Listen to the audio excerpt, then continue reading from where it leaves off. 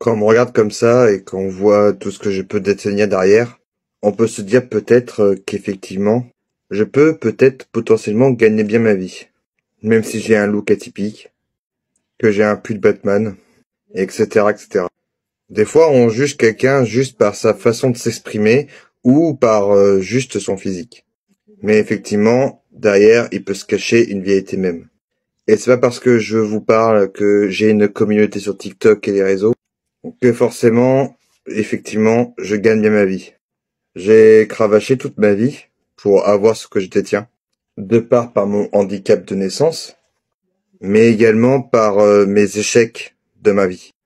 À 19 ans, j'étais déjà interdit bancaire, parce qu'on m'a jamais vraiment appris. On n'apprend pas ça à l'école de gérer l'argent. Et donc du coup, c'est comme ça que j'ai pu remonter la pente, effectivement. Mais c'est compliqué quand tu es handicapé de trouver effectivement du travail, surtout à l'époque, il y a plus de 10 ans.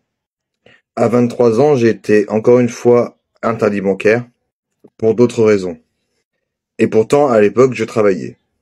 Puis après, 27 ans, j'ai toujours eu un travail par la suite, mais je n'arrivais toujours pas à gérer réellement mon argent. On peut me juger parce que effectivement, peut-être que je faisais n'importe quoi, mais pas spécialement. Au contraire, je faisais attention. C'est juste que quand on t'apprend pas la vie, en fait, c'est compliqué. Quand je dis ça, c'est par rapport à gérer son argent, son budget, bien sûr. À partir du confinement, j'ai dû faire des crédits pour pouvoir manger, pour pouvoir survivre tout simplement. Parce que vu que je travaillais, j'avais pas droit aux aides et j'avais droit à rien. Et pour éviter encore une fois d'être interdit bancaire, j'ai dû faire des crédits que je paye depuis déjà encore 3 ans. Mais ça a changé du tout au tout. Avec un peu de patience et un peu d'intellect, j'ai pu maintenant désormais commencer à réellement bien gérer et ne pas finir à moins 300, moins 500, moins 600 à la fin du mois. J'ai juste commencé à supprimer les choses superflues qui hantent nos comptes bancaires tous les mois. Netflix, etc. C'est pas important. Tout ce qui est pas important, on l'enlève.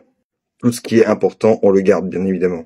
Et même avec ma conjointe, même avec une certaine somme, on n'épargne pas beaucoup par mois, mais on épargne un peu. Que ce soit 10 euros, 20 euros, c'est déjà une bonne victoire. Et on arrête le plus possible d'utiliser les cartes bancaires.